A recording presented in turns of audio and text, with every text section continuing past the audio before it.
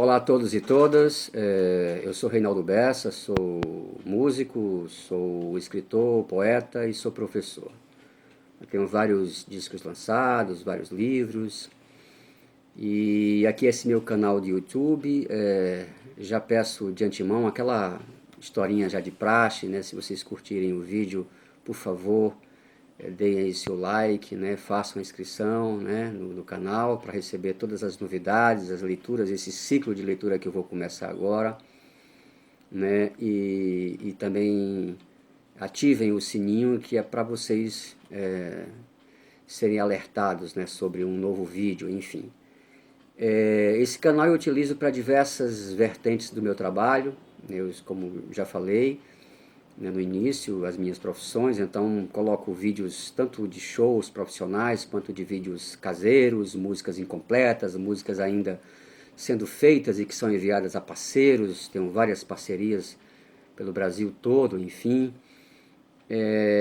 E também coloco, né, vídeos sobre as oficinas de criação literária que eu ministro, as aulas também que eu ministro, alguns trechos, e também as leituras, trechos de vídeos das feiras literárias do Brasil, enfim, dos bate-papos, todas as vertentes das minhas profissões, né, como artista, né, como educador, como incentivador da leitura, enfim, das artes, vocês podem conferir aqui nesse canal de YouTube. Né? Eu vou começar um ciclo de leituras desse meu livro A Noite Além de Escura, lançado recentemente pela editora Penalux. Já tenho 3 títulos editados por essa editora.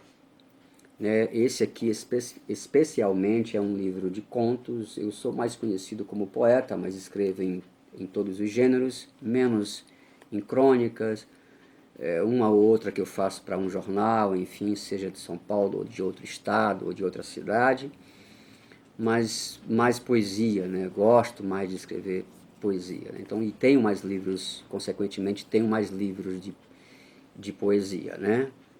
Então eu vou começar lendo esse livro como uma forma não só de divulgar o livro, né, mas também pensando nessa questão de algumas pessoas no Brasil, né, no grande Brasil, que não têm acesso ao livro por diversas questões, preço, né, enfim, essa questão da internet, né, nem todo o Brasil possui computador, apesar de algumas pessoas das grandes cidades achar que todo mundo já acessa, não, né? E vocês podem, algumas pessoas podem, têm o acesso a alguns computadores, né, em algumas lan houses da vida, né? Mas nem todo mundo possui, nem todo mundo tem esse acesso. Né? Então é uma forma também de levar o livro a essas pessoas e também pensando na possibilidade, né, com relação às pessoas deficientes visuais que podem ouvir o livro. Né? Então, isso é uma das possibilidades, não é a única. Existem diversos outros recursos que possibilitam, né, o acesso da informação a essas pessoas que têm essa deficiência, digamos, com relação à visão. Né? Então, podem ouvir o livro. Esse também é um dos propósitos de eu começar essa leitura aqui, esse ciclo de leitura. Serão 17 vídeos, né, porque são 17 contos, e eu vou lê-los, né, na íntegra, porque sigo o conselho do Edgar Allan Poe, de que um conto ele deve ser lido de uma sentada, porque ele tem que ser apreendido naquele momento. Ele não é como o romance, que permite que você pare, reflita, né, volte ao romance depois com o que você refletiu. O conto, por mais longo que ele seja, Edgar Allan Poe, é uma orientação dele, de um grande autor, de sentar e ler o conto para apreender aquela unidade de tempo que é pertinente ao conto. Né? Isso é uma coisa que nós, escritores, leitores, enfim, já temos conhecimento. Tem pessoas que param o conto no meio, não há problema nenhum, mas o autor Edgar Allan Poe fala: sente e leia o conto, porque você vai sentir algo muito maior, muito mais significativo do que depois cortar o conto pela metade, né? Óbvio que existem contos mais longos do que, né, mais extensos do que um romance, mas essa não é a questão aqui, né? A gente pode até discutir isso em outro vídeo, né? Cada gênero carrega aí a sua forma, a sua fórmula de ser feita, enfim, o seu jeito muito específico, muito próprio de ser feito, mas eu sigo esse conselho da Edgar Allan Poe. Quando eu pego um conto, seja ele curto ou longo, eu procuro o ler de uma sentada, né? De uma, como diz o outro, de uma sentada, né? Senta e leia, né?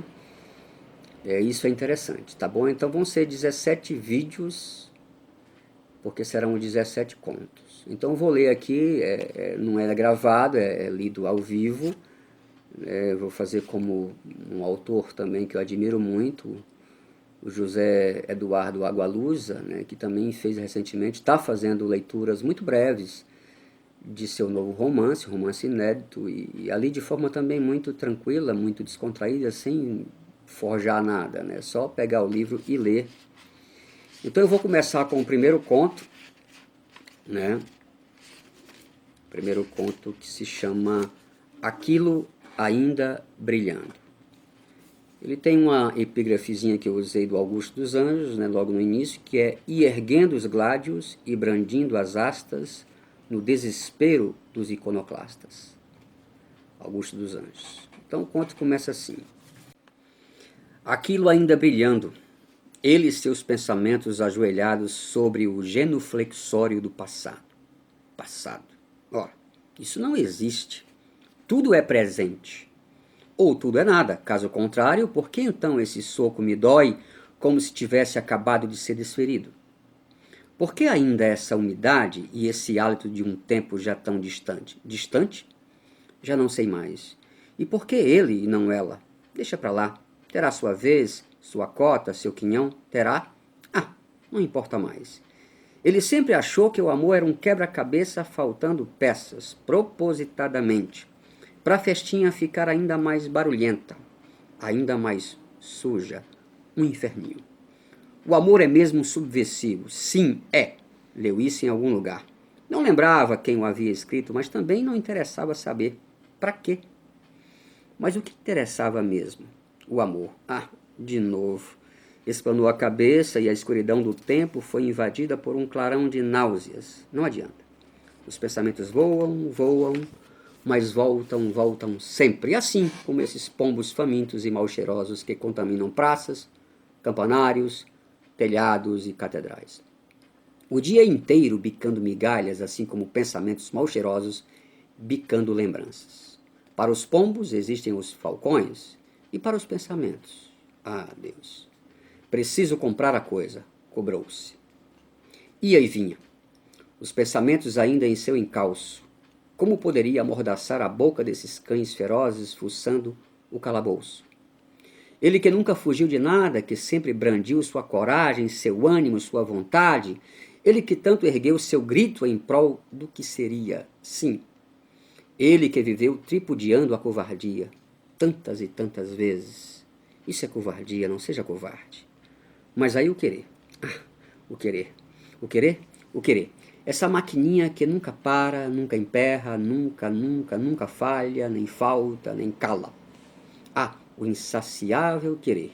Esse animal faminto, esse templo gigantesco onde multidões inteiras de todo o mundo se esbarram, se curvam, oram, cantam em seu louvor, todos prostrados em seu nome. Essa religião infestada de prosélitos ensandecidos. Uma entrega cega a ponto de cedermos o pescoço àquela que não mais nos ama. O que estaria acontecendo? Estaria agora rasgando as velas do barco que há muito havia construído? Quantas lembranças cabem dentro de um homem? Qual o limite suportável? Ou o tédio seria o resultado de que tudo é mesmo suportável, como disse uma vez um poeta maldito? Perguntava-se. E por falar nisso, foi até a estante e jogou todos os seus livros fora. Começou pelos raros, demorou-se um tempo maior em um ou outro, mas o jogou fora mesmo assim. Livros, livros, livros. Depois seus discos, todos, fora, já. Ainda pôde ouvir a cara de um dos seus ídolos estalando sob seus pés. Ufa, parou, ofegante, cansado. Claro que tudo isso não era o verdadeiro motivo pelo qual estava maquinando. Na verdade, não maquinava, vinha. Para isso, não havia motivos. Se existe um Deus, deve agora estar admirado, pensava. Olhou em volta. Guimbas, guimbas, guimbas. O que um dia foi fogo, hoje cinzas, cinzas, cinzas. Por que pensou nisso? Nunca parou de fumar outro fracasso? O que importava agora? Acender um cigarro. Este tremia entre os dedos. Era bom fumar sem medo. Onde não há vida, não há medo. A única coisa que ainda havia era essa divindade bela e cruel, vagando solitária por um templo escuro, abandonado, úmido, destroçado, escorregadio, descompassado. Uma deusa descalça de lágrimas púrpuras caminhando por uma masmorra, arrastando grilhões. Essa deusa musa puta que lambeu as cores dos sonhos, que apunhalou as noites tranquilas, que cantou as canções de morte. Chega! Preciso comprar a coisa. Cobrou-se de novo. Por fim saiu para comprá-la. Voltou. Sob a axila, uma caixa hermeticamente embrulhada em papel pardo. Ao abrir a porta, o som da chave na fechadura tamborilou náuseas. Havia almoçado? Náuseas. Aquilo ainda brilhando. Deixou a caixa no lugar qualquer e foi cuidar de outras urgências. Não exatamente urgências, porque quando se está morto não há mais urgências. Apenas ia com o que ainda lhe restava. O querer, o querer. O querer, não querer. Sentou-se. Insistiu no motivo. Tantos e nenhum. Um vazio cheio de coisas, coisas cheias de nada. Uma carta? Não, nada de cartas. Agora entendia porque os que o antecederam nunca as escreveram. Entendia, mas e daí? A experiência vem na cola da extremoção. Deixou o olhar cair para o lado e assim ficou horas. Por estas ruas não tão escuras quanto agora, existia um anjo pálido, embriagado do vinho da vida, da alegria. Cantarolava sob luzes douradas, comparsas. Dedilhava seu alaúde como se fosse o último e o mais belo dos anjos. Até que num átimo viu-se partindo o alaúde ao chão e as noites, não tão escuras quanto agora, vazaram pelas fendas da indiferença. Todas. Abriu a caixinha como se desativasse uma mina. Olhou a coisa. Olho no olho. Tocou-a. Passou-a de uma mão para a outra. Ainda náuseas. Febre. Fechou os olhos. Abriu-os. O infinito num segundo. Um polegar sobre o outro. Vermelhos. Pela pressão exercida, olhos arregalados, injetados de sangue, sobre aquela coisinha de sorriso sardônico, metálico, vindo como uma picadura em direção aos lábios daquela outra coisinha. Vindo. Olho na coisinha. Mira no quase giro da morte cilíndrica. Vindo. Ferrugem. O toque irritante dos dentes. Tilintando. A barbatanazinha do tubarão riscando o céu da boca, o beijo de aço vindo, o impacto, o zumbido, o escuro, o vazio e aquilo ainda brilhando.